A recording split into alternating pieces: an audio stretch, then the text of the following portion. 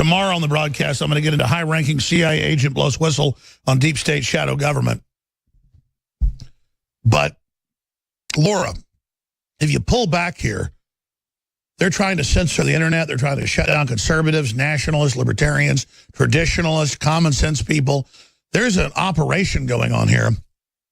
And what you're doing, I just admire everybody. When Hillary goes out on these tours, should be there getting a book, asking her a question, videotaping it. It's a free country. All her minions do it.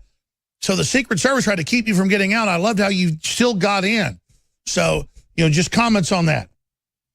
Yeah, no, I mean, obviously Hillary Clinton has put me on a list. When I showed up, I heard police officers on the radio saying, that's her, she's walking toward the front. And then you can see in the video, they confronted me and kind of, approached me and asked me what my name is. I didn't even say Laura Loomer. I said Laura. And they said, you're not allowed in here. He goes, oh, you're not allowed. Oh, you heard Laura. Oh, just. Yep, no Laura's allowed at Costco anymore, okay?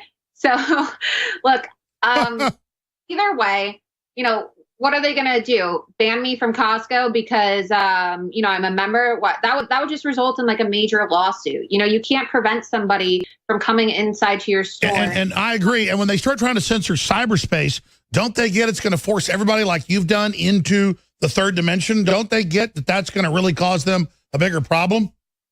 Yeah, no, exactly. And that's exactly what happened. People are outraged now. And you see all over Twitter, people are saying how they're going to cancel their Costco memberships and not renew their memberships. And, that's why I really want people to confront Hillary Clinton. I'm going to be posting the schedule of her tour. I'll give it to your staff so they can post it on your website. Is that at Laura Loomer? Yes, at Laura Loomer. And I will post everything, and my DMs are open on Twitter. So if you have questions, I will personally reply. Yeah, you're very responsive. I've seen you during the break. Well, I want to coordinate this with you. Maybe you can come to Austin and help us when she's there.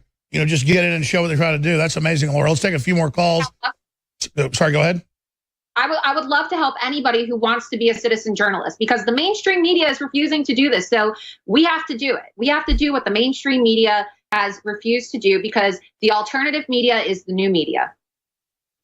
We got Chris saying Trump's being fantastic. Matthew says questions for Alex on Trump and healthcare. Nathan wants to do North Korea comments. These are all great callers. But let's go to Matthew. Says he has questions for Alex on Trump and healthcare. You're on the air. Go ahead, Matthew. Thanks for holding. Hey, how's it going? Great to talk to you. Thank you. My question. Oh, thank you. My question was actually, I was wondering if Trump could do some sort of executive order to bring a free market system healthcare to compete with Obamacare and with Republican care.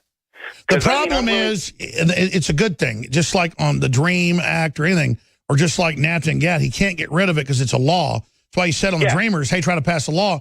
He's just like Ron Paul said, he'll do what he can executively, if it's TPP or whatever, or if it's banning folks from radical Islamic countries with no vetting, but he won't do stuff that's not constitutional. I'm quite frankly very impressed at how he did what Ron Paul said, don't use this as a dictatorship.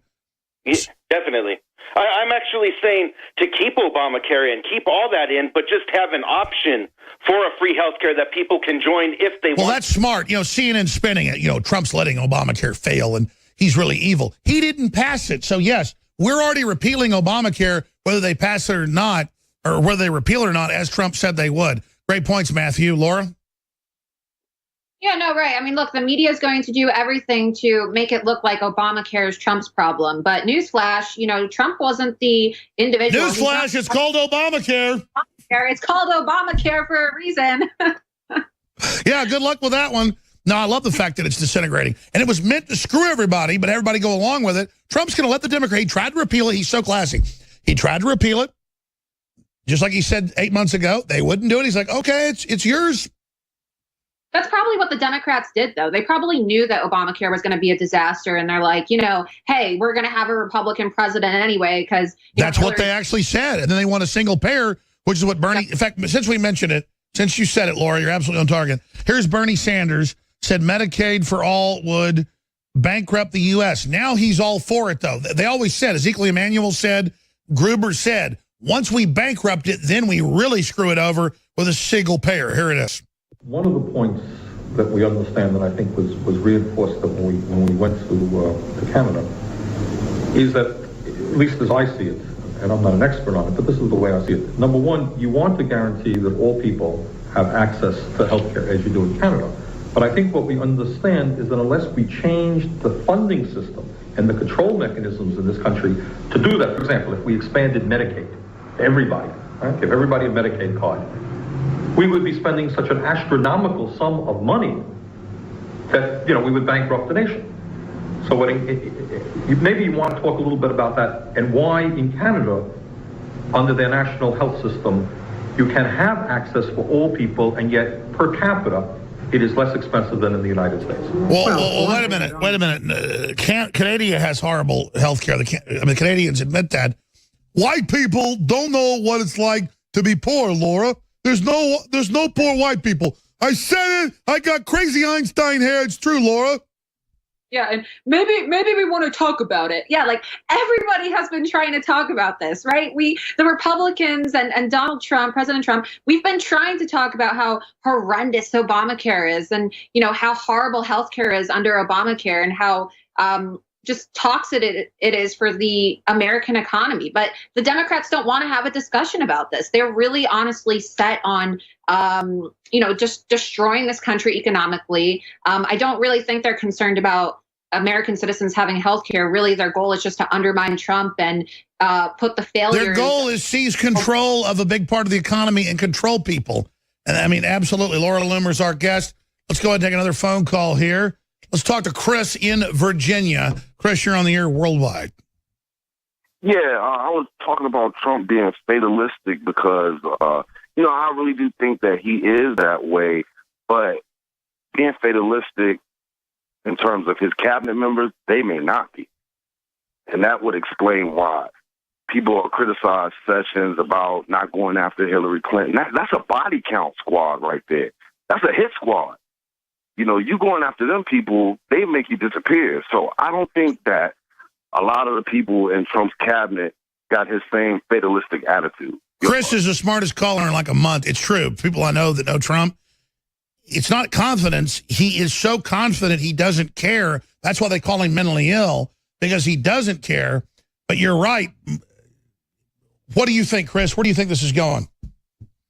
Well, I think that it goes back to a conversation that we had a while ago, where I think it's two factions going on between the globalists, which you said they're the same people, but it is them Satanists out there that truly want to see the world burn. And then you have them other globalists, as proof with the Bilderberg, where there wasn't really a lot of talk about taking Trump out. They were like, oh, let him make this money, because they want to live the lifestyle that they've been accustomed to. They don't want to see the world burn. They want their yachts. Well, first, let me say this. I love Chris's voice. Number two, he's called a few times. Chris, give us your name and number right now, because I keep saying this. We got like 10 names. The best callers, I want to give them their own show every day where guys can just say whatever you want, cover whatever you want. So, Chris, I'm out of time, but give us your name and number. I want to call you, because every time you called, maybe you called 5-6 times, if memory serves, it's always gold, great knowledge. I want to get you, as a regular member of the show, to come on like 30 minutes, whenever you want, really talk. So, folks, get Chris's name and number right now. Give us a Nico and set Chris up for like 30 minutes this week with me, because I want to get him primed for the pump to do that, because the real knowledge is with the people. Laura Loomer? Yeah, the real knowledge is with the people. Change is with the people, which is why it's great that InfoWars provides such an excellent platform for people like Chris, right? Just average Americans who have this knowledge, who are woke, as the kids say. Sure, but like he said, Trump's willing to go all the way, not out of bravado, just the way he is. I'm the same way, quite frankly. It's just true. But it's almost like you're blind when you have no fear. How does he get people around him that'll do it when they're all getting threatened and attacked? And that's a good point Chris made. It's actually central. How does he get this done with a bunch of cowards around him? I think he really just needs to get rid of these people who are not Trump loyalists. I mean, he's just surrounded by people who have these never Trumper philosophies and this never Trumper mindset. And I think that it actually was like really great when he had Scaramucci in, because Scaramucci made a few comments about like cleaning house, right? And just getting people out who weren't loyal. And that really shook him up. Chris is there on hold. Let's get Chris on Wednesday or Thursday for 30 minutes if he'll do it. Laura Loomer, you're awesome. Great job with the Hillary stuff. I'm sorry to all the other callers, Nathan and Karen and Joshua and JK. I'll be back tomorrow, Lord willing, 11 a.m. Central. Got the big CIA interview coming up with the whistleblower. Thank you, Laura. Great job. Yeah, thanks for having me. Great journalist out there. Okay, thanks for putting up with me. Great job to the crew.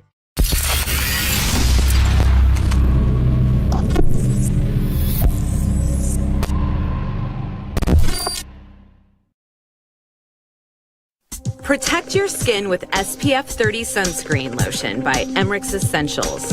Perfect for face and body, this natural unscented sunscreen can be worn at all times of the day whenever you need sun protection. We source ingredients from nature, producing a product free of harmful chemicals and toxins. This natural lotion contains 21% zinc oxide, which is the largest particle size used, and we do not use nanoparticles. The larger the particle, the safer it is for your body. The organic oils help hydrate the skin, leaving it nice and smooth. The truly natural, fragrance-free sunscreen for the most sensitive skin. Emmerich's Essentials wants you to enjoy the sun and strives to bring you organic products to enhance your life. Naturally protect your skin with SPF 30 sunscreen lotion by Emmerich's Essentials. Stop exposing yourself and your family to toxic ingredients. Visit InfoWarsStore.com and learn more about the new SPF 30 sunscreen lotion.